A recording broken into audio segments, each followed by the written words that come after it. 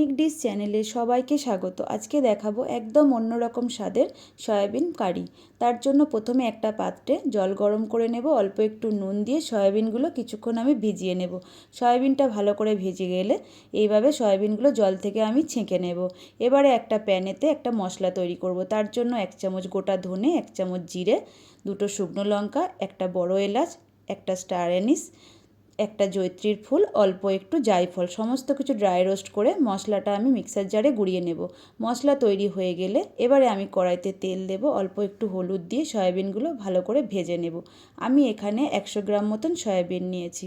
সয়াবিনটা বাটিতে তুলে এবারে আমি ম্যারিনেট করব। তার জন্য 2 চামচ টক দই, 1 চামচ জিরে গুঁড়ো, 1 চামচ ধনে গুঁড়ো, হাফ চামচ কাশ্মীরি লঙ্কার গুঁড়ো, 1 চামচ কসৌরি মেথি, 3 চামচ টমেটো কেচাপ, হাফ চামচ গোলমরিচ গুঁড়ো, সমস্ত কিছু দিয়ে আমি সয়াবিনটা কিছুক্ষণ ম্যারিনেট করে রেখে দেব। এবারে কড়াইতে তেল দেব, তেল গরম হয়ে গেলে সমস্ত কিছু ফোড়ন দিয়ে দেব।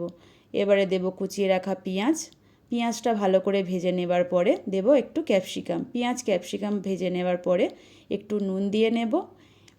এবারে দেব আদা, রসুন, কাঁচা লঙ্কা, টমেটো পেস্ট।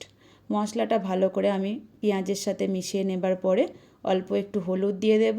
এবারে দেব ম্যারিনেট করে রাখা সয়াবিন মশলার সাথে ভালো করে মিশিয়ে নেব। সয়াবিনটা কিছুক্ষণ লো ফ্লেমে কষিয়ে নেবার পরে এবারে দেব অল্প একটু জলটা দিয়ে সয়াবিনটা ভালো করে মিশিয়ে নেব। এবারে স্বাদ অনুযায়ী একটু নুন দেব, হাফ চামচ চিনি, সমস্ত কিছু দিয়ে আমি লো ফ্লেমে কিছুক্ষণ ঢাকনা দিয়ে রেখে দেব। এবারে নামানোর আগে দেব চেরা কাঁচা লঙ্কা, ধনেপাতা কুচি, ড্রাই রোস্ট করে রাখা মশলা, সমস্ত কিছু এইভাবে আরেকটু মিশিয়ে নেব।